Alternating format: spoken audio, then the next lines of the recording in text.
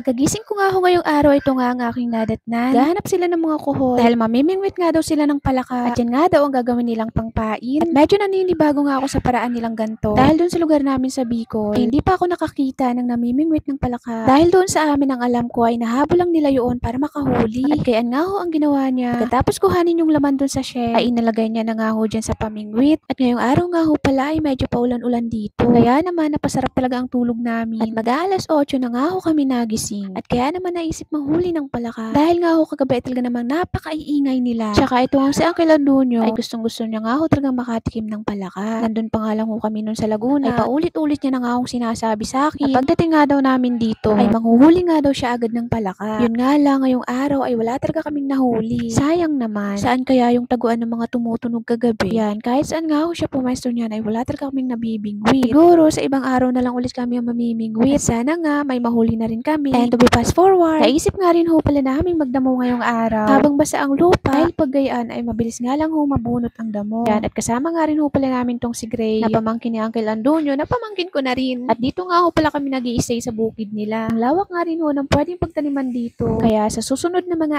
araw, ay susubukan nga rin ho namin magtanim ng mga gulay. Pero may mga pananim na rin dito. Yan, tulad nitong singkamas, ang dami nga ho nakatanim dito. Pagkuhan, pwede nang i-harvest yan.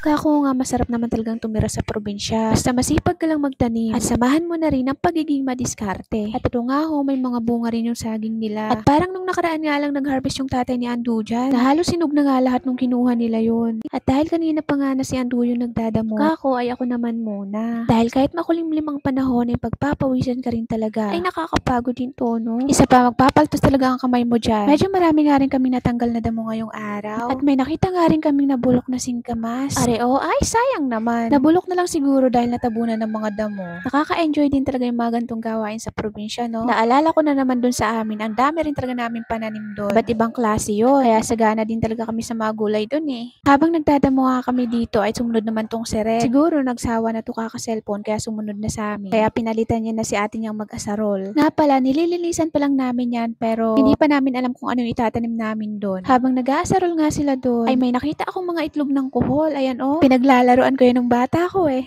Ito nga guys yung buong nalinis namin. Ay nila pala at halos wala naman akong naitulong.